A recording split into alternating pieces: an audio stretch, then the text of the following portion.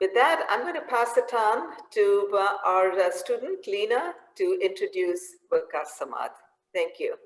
Hello, everyone. Good afternoon, good morning, good evening. I hope everyone is feeling really energized for another really great day. My name is Leena Jube, and I'm a second year in the MBA program here at Georgetown McDonough, predominantly focusing in strategy and operations. This summer, I actually had the opportunity to work with the Center for Financial Markets in writing a white paper about potential solutions for the challenges many private equity firms face in ESG reporting in the efforts to best demonstrate their strategy and the full impact of their investments. We were specifically looking at the food and health sector, which we know has seen tremendous growth and in need of more metrics. It was a truly incredible learning experience for me that had real tangible output. So many thanks to Reena and the Center for that opportunity. And now I have the distinct pleasure to introduce to you all our next speaker, Waqas Samad. After almost 25 years in the financial services industry, serving in roles such as the CEO of Barclays Risk Analytics and Index Solutions and Deutsche Bank's Head of Index Research Group of Europe and Asia, Waqas has most recently been appointed the Group Director of the Information Services Division of the London Stock Exchange Group in January of 2019. He joined London Stock Exchange Group in 2016 as the CEO of Benchmark Businesses, where he has been responsible for leading FTSE Russell's continued global growth into indices across all asset classes. With a career like that, we are definitely in for a treat, especially with Patrick Steele, CEO of Politico and proud Hoya alum, moderating this fireside chat. So please join me in welcoming them both, Patrick Steele and Waqas Samad. Thank you. Appreciate the introduction, Waqas. It's a pleasure to be with you this morning. Actually, this afternoon in London, where you are. We both spent about you've been about 25 years in the financial services industry. I spent close to 2 decades.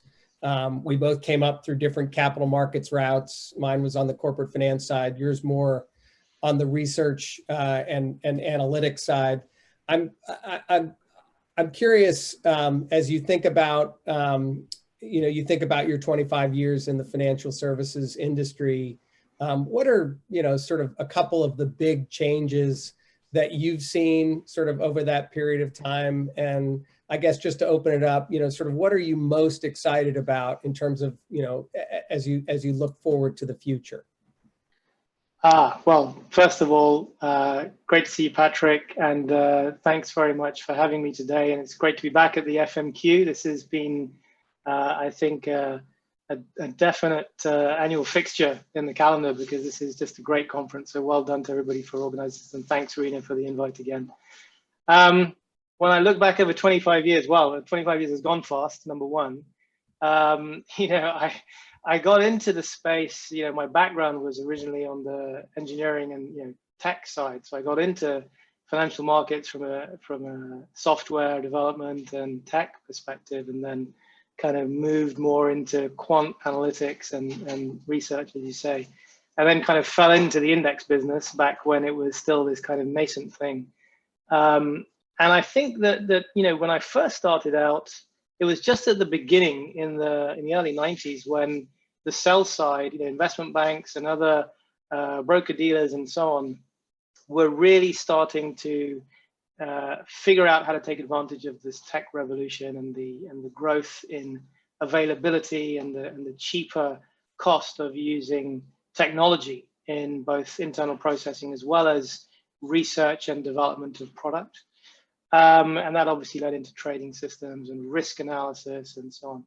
So that was at the beginning of that. And just we've, in the last 25 years, been just an explosion in the adoption of technology in the space of financial markets. Sell side driving that particularly, the buy side catching up on that very quickly and adopting those kind of quantitative techniques for portfolio management and investment decision making, which necessitated further and further adoption of technology. And that's been in line with, in lockstep with the drive across the world, across many industries, to increase the use of technology that's available.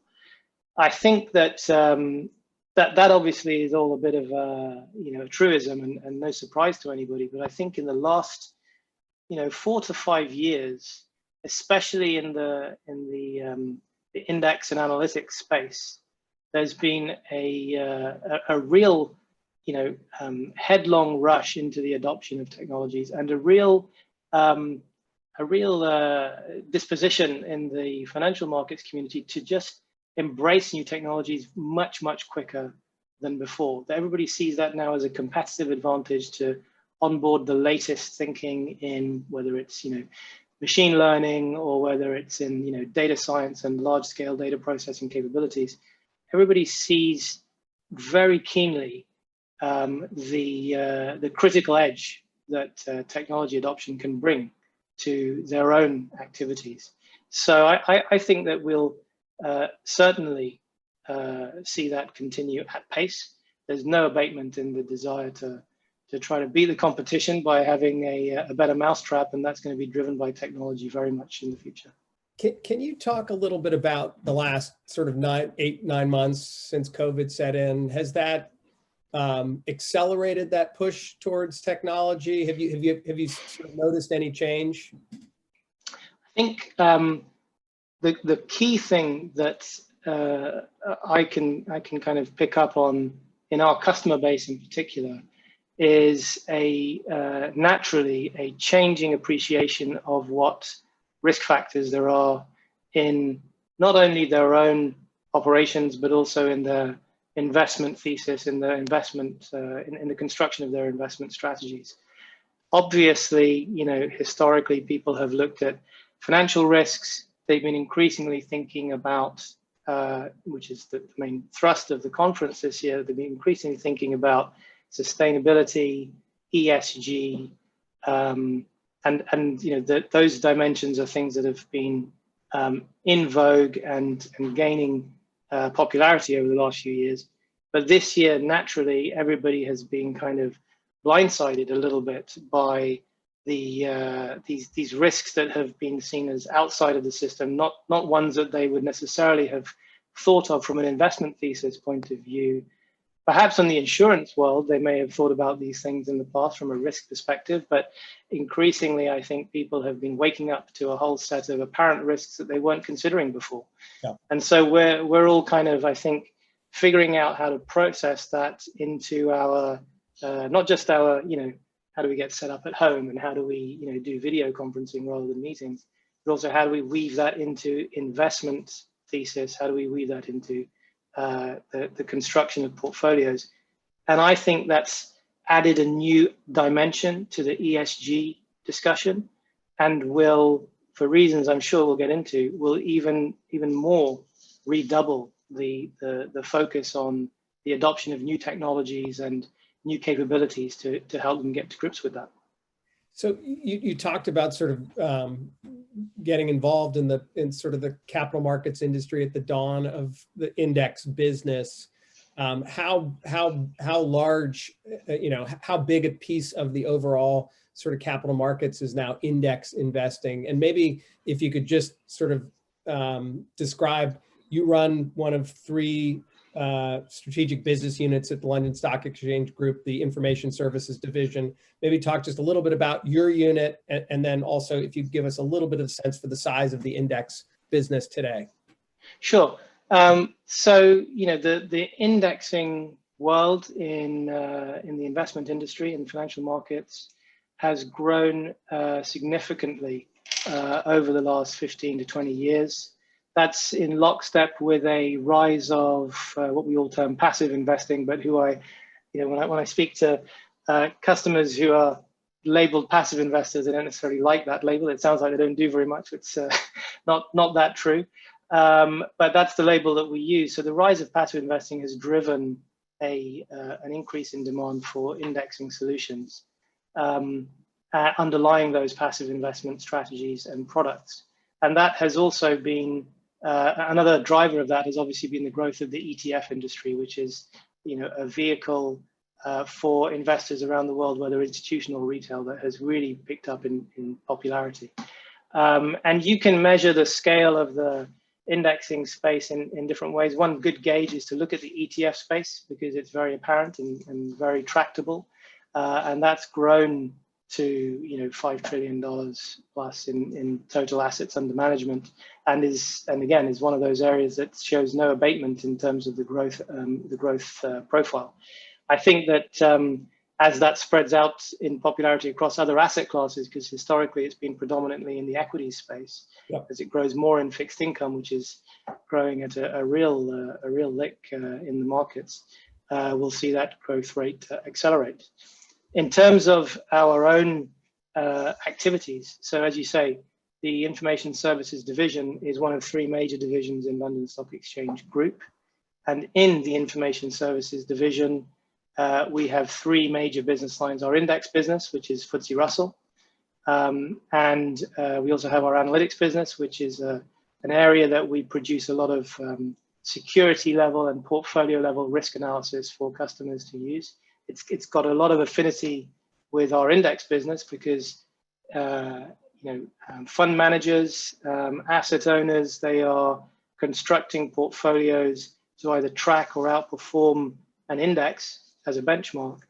And they also need to not just look at total return and performance, they also need to look at the risk characteristics of those indices. What kind of, if it's fixed income, what kind of credit risk, what kind of interest rate risk are they adopting when constructing a portfolio to track an index?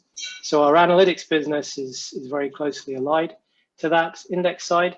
And then the third area is we have a whole bunch of data solution products. We produce the real-time data from our capital markets businesses in the group. We produce various classification schemes and underlying fundamental data sets that support investors who are trying to use other indices or analytic products.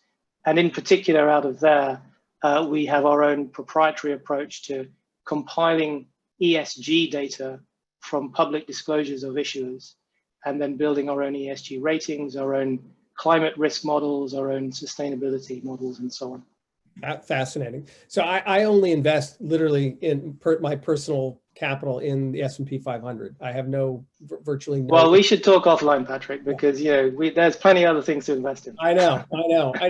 But do you think I want to get to ESGs, but do you think that this growth of ETFs and index investing has led to the sort of the democratizing of the investment world? Has it made it easier for people to access what was once a very hard to understand sort of aspect of the world? I mean, what are your thoughts? Just has it brought more people into the global financial system? I think that the approach of building products linked to indices has certainly enabled as you say, democratization. It's made it a lot more accessible. You mentioned the S&P 500. That's a very familiar reference entity for investors, whether they're retail or institutional investors. We have obviously other choices are available: the Russell 2000, the Russell 1000. Our own products in that space. But some of those names are familiar, and so people, I think, are able to more easily identify what their exposure is going to be in a product linked to those indices. Now, by the way, I would argue, right, if you're just looking for sort of broad access to a slice of the capital markets, the Russell 2000 is probably about as good as you can get, right? I mean, at the end of the day. So I think that's the point. It's that if the indices are constructed and explained and represented in a good way, it's a very tractable way for investors, institutional or retail, to be able to quickly identify what that exposure brings them, right? So I think that has certainly been a driver of the growth in use of index-related products. I think another one is obviously that the relative cost for investing, transaction costs and running fees and so on those index-linked products, in particular in the ETF space, has been driven down over time because the scale that some of those ETF providers has been able to deliver has meant that there's been a more cost-efficient way for people to access those exposures. I think there is a there's a flip side to it in the sense that the success of some of those things in helping that index space to grow in popularity has meant there's been a proliferation of indices, has meant that there's been therefore a need for index providers and product providers to work harder at explaining what all you are investing in when you invest in this index linked product or that index linked product. So we have to be a bit careful there, if in all honesty.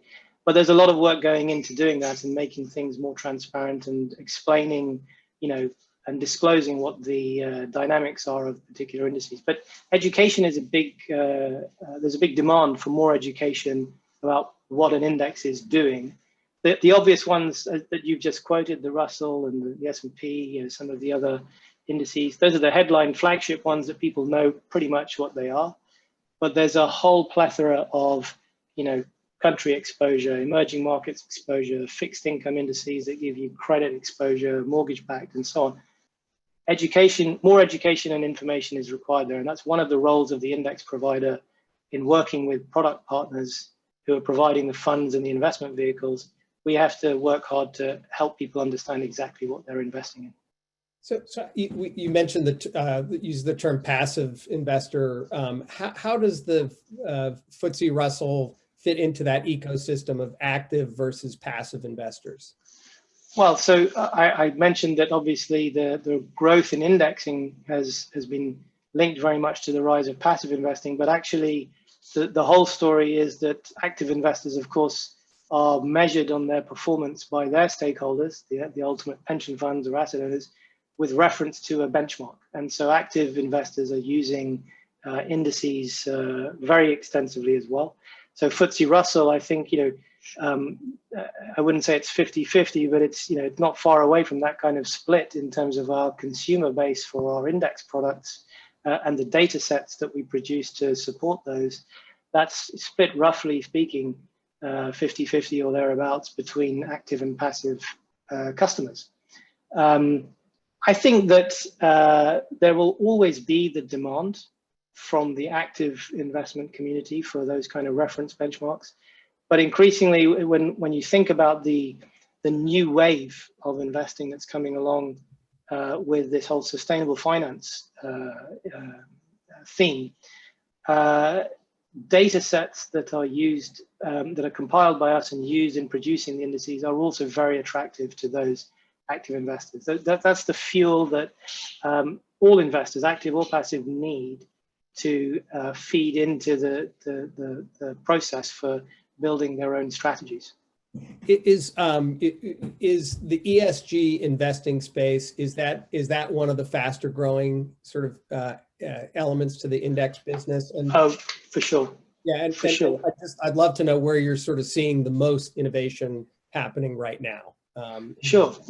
I mean, ESG, there are a range of themes that are driving us. We're very lucky to operate in an environment which is rich in demand, right? The challenges for us are not so much in generating demand, they're more in making sure that we can, satiate all that demand, but from the supply side with good products and with good process.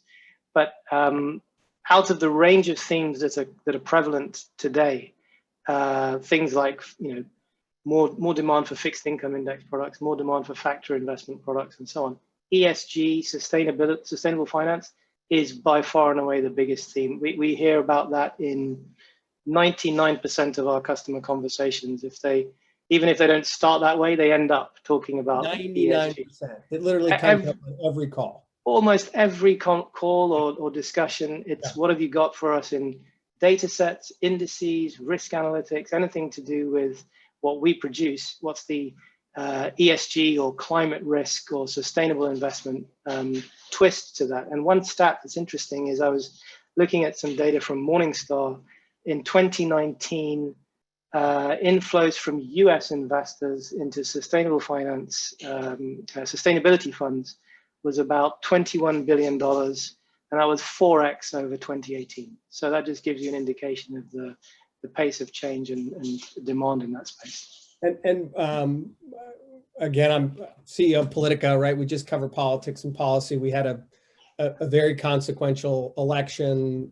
You've got President-elect Biden and Vice President-elect Harris administration coming into power. How do you see the ESG environment sort of changing in the U.S. as a result of that election?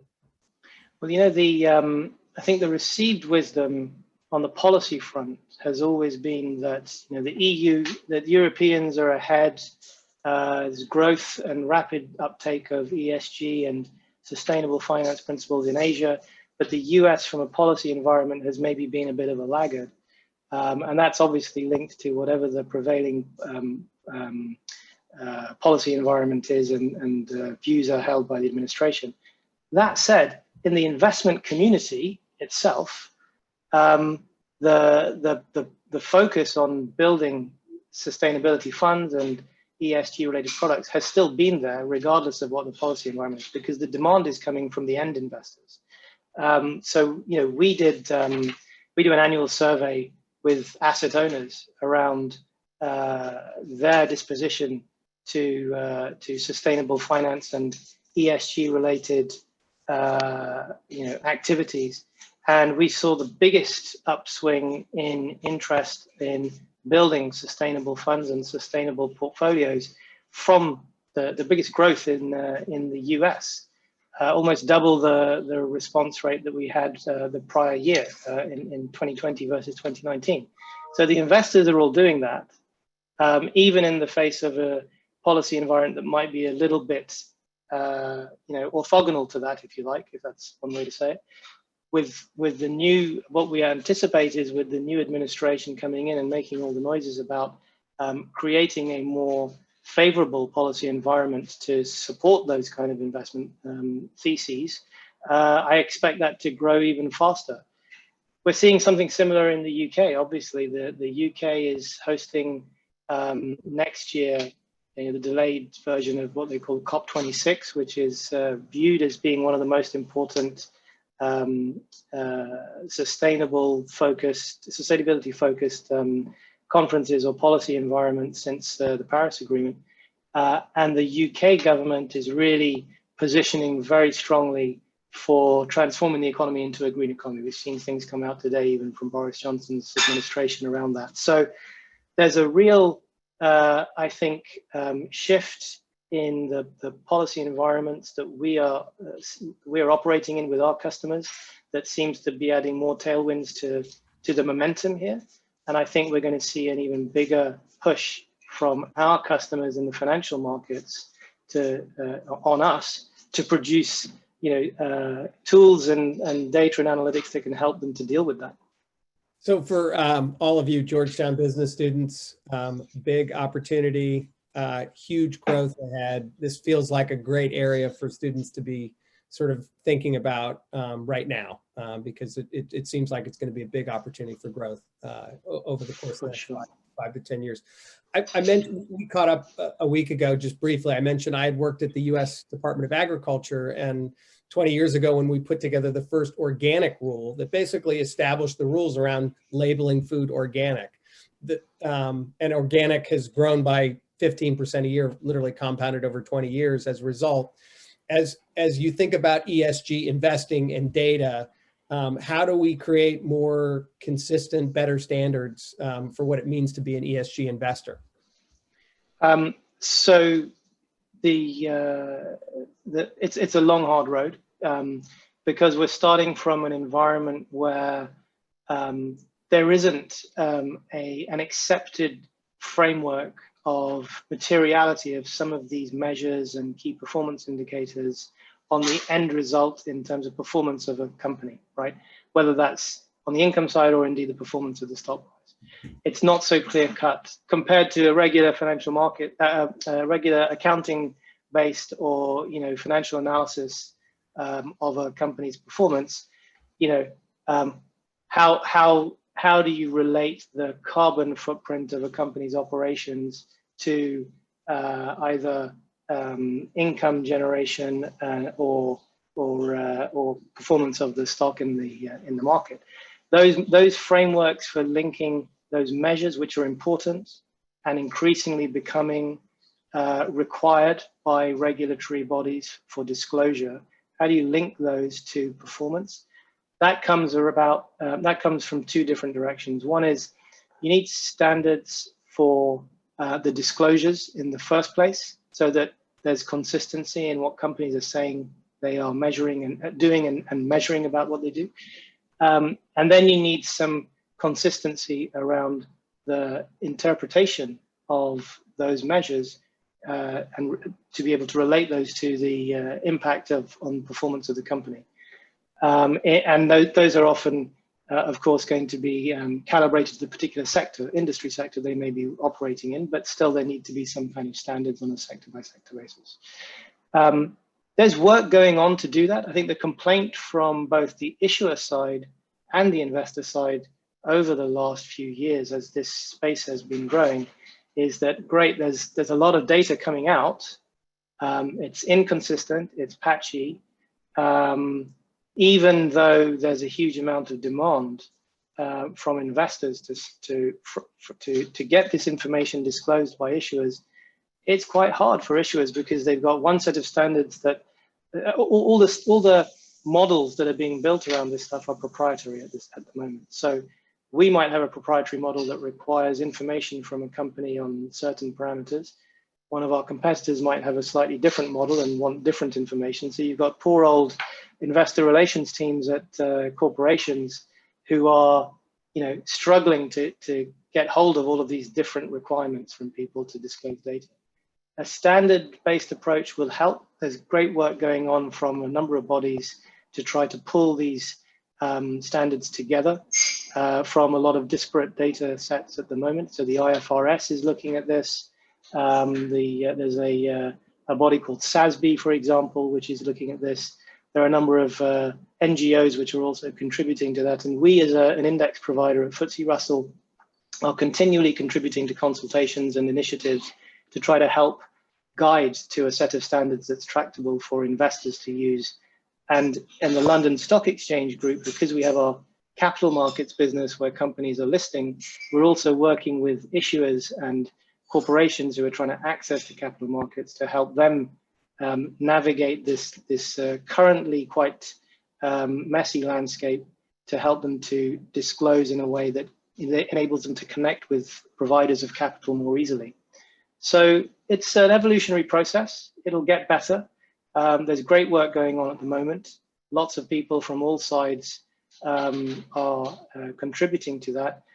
And an important backdrop is, as you said before, the regulatory environment can really help. I love your analogy about figuring out what organic really means and standardizing that. That's going to really help if we can do this, the analog of that in the ESG world. And then the push from end investors, big institutional asset owners, pension funds, and so on, is definitely there now globally. And they are demanding from their asset managers, from companies that they're investing in, whether that's public or private markets, they're demanding much more disclosure and information. So with all of those forces pushing, we're hopeful that we'll get to some set of standards pretty soon. And I mean, ultimately, you said 99% of your client discussions are, asking about ESG. Ultimately, it feels like the cost of capital for businesses that are, are acting in sustainable ways with consideration for the environment and climate, that cost of capital should be going down pretty quickly, which should only sort of foster more growth in those areas, right? So it's a pretty virtuous circle. I think the long-term, medium to long-term view is that virtuous circle should help to push down the cost of capital, because, if you've got a system that is enabling you to tap into the capital in order to manage risks, right, then you should be able to see a virtuous circle, as you say. I think, though, at the stage that we're at, people are still trying to figure out what those risks are, what they mean, what the impact is on their operations or on their income from when those risks become apparent and when they have exposure to those. So we're still at a phase where it's pretty nascent, and people are trying to sort all of this out. Sometimes people say it's analogous, ESG ratings and these kind of risks that it's a similar evolutionary phase to credit risk models in traditional financial analysis. I don't quite agree with that. I think it's a little simplistic in the way that analogy is drawn.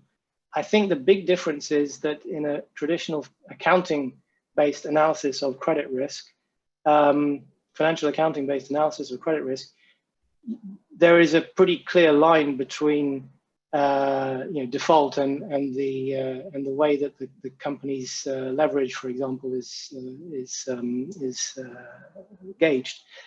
Whereas with ESG risks, the financial materiality is not standardized. There's not a standardized model for some of those ESG risk parameters relating directly to financial metrics or financial measures of credit risk or other financial risks. So as we figure those materiality points out, I think we'll get to a much more tractable set of risk measures for investors to use as they build their portfolios. But we're at a stage where we're still trying to sort out what those are. Yeah, we have a couple questions I want to get to, one from Rena and then one from our audience. But quickly, we run Politico has a large business based in Brussels that covers the European Union. We launched our sustainability policy vertical 3 years ago. We're just launching that sustainability vertical in the US now. The US always seems behind when it comes to climate, environment. Do you see the US catching up? I mean, do you have a sense that there's real momentum around these issues in the United States relative to Europe? And will you ever see parity between how Europe approaches ESG and how the US thinks about it? I think that is the US a little bit behind in the policy arena? Sure.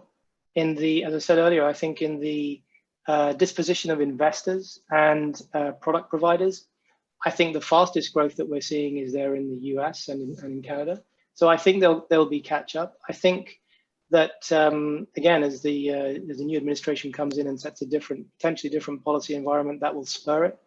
The EU is ahead. The biggest thing I think that reads on investors in the US is obviously a large number of them are global and providing solutions for customers globally. So in the EU, you now have the EU taxonomy for green finance, which will come into legal force in January 2022.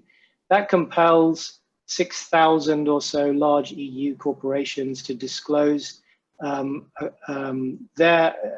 disclose certain measures of their operations against the metrics in that taxonomy. And it means that product providers, financial product providers, sustainability funds and so on, sustainable finance funds and so on, have to also explain how they are sustainable versus the EU taxonomy. So that it's an attempt to combat so-called greenwashing and so on. Yeah. That is something that I think US firms are trying to get to grips with because they operate in the EU. And I think that's an approach. Taxonomy is another driver for standardization. And we have produced a really tractable set of tools for customers to be able to get to grips with that. We've launched quite recently this green revenues classification system, which is aligned with the taxonomy. So customers can easily use that to figure out what the 16,000 companies that we have evaluated against that classification system, what their income is along a whole bunch of different 10 macro sectors and 130 micro sectors. What income are they getting from clean energy or from water processing, sustainable water processing type of activities? That will help investors and issuers to deal with the EU regulatory requirements. Interesting. Professor Reena Agarwal asks, any thoughts, you're talking about different sectors of the economy, any thoughts on real estate and ESG investing, indices that sort of allow you to invest in that specific asset class in the ESG arena? So Reena's very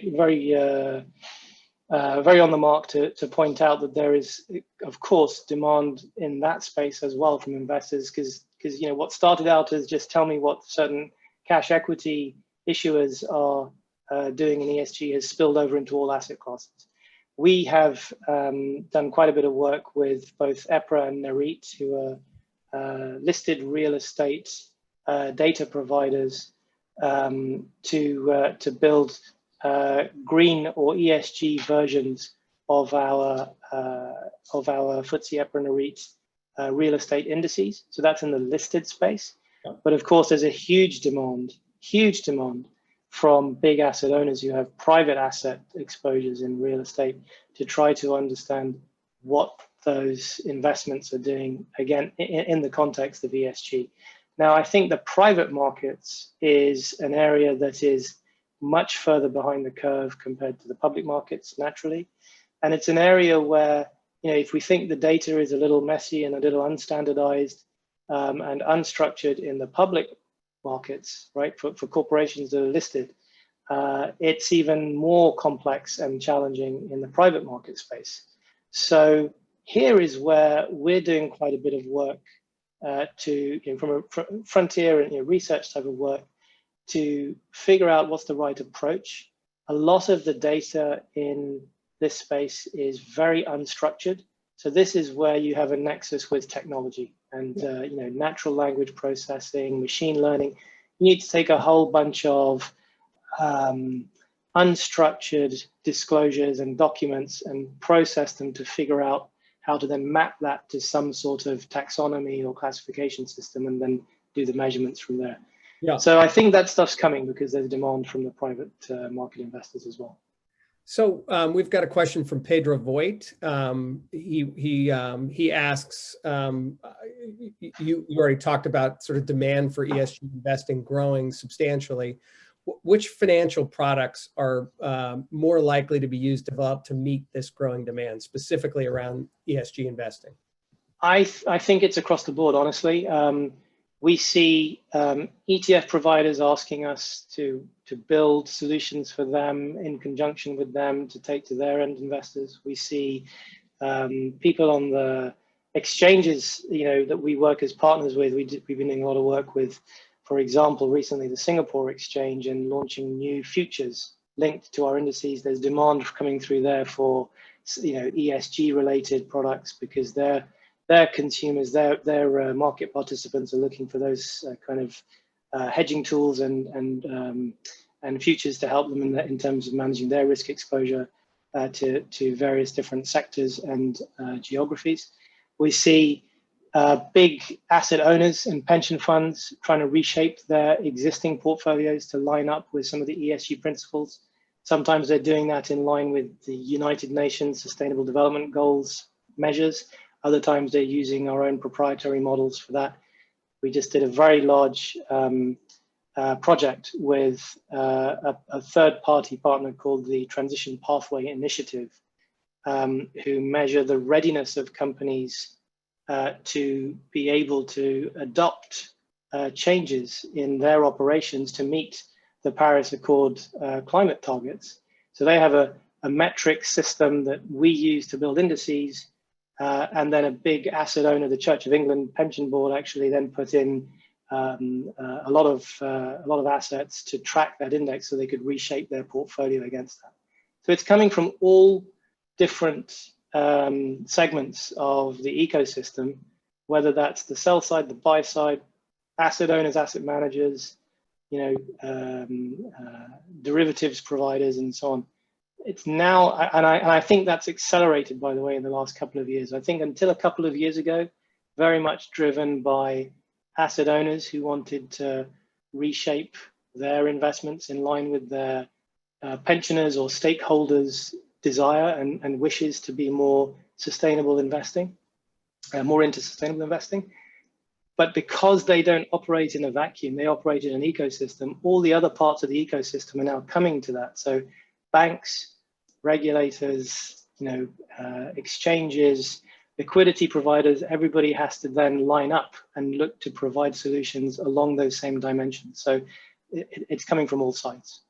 So unfortunately, we're running out of time. I want to ask you one last question before the next panel comes on. And I'm going to give it a little bit of a preface. We're seeing extraordinary engagement with our content around the content that we produce in the US, Canada, and Europe, specifically Brussels, around sustainability and frankly, ESG policy. Just extraordinary. People will read everything that we write on those topics. And so it tracks what you're hearing. You said 99% of your clients are asking about this.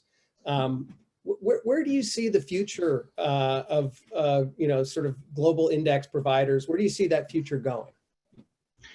So I think up to now, there's obviously been for the reasons we discussed, people moving into more indexing, whether that's active to passive or whether that's because of lower cost and so on. We've talked about some of those drivers.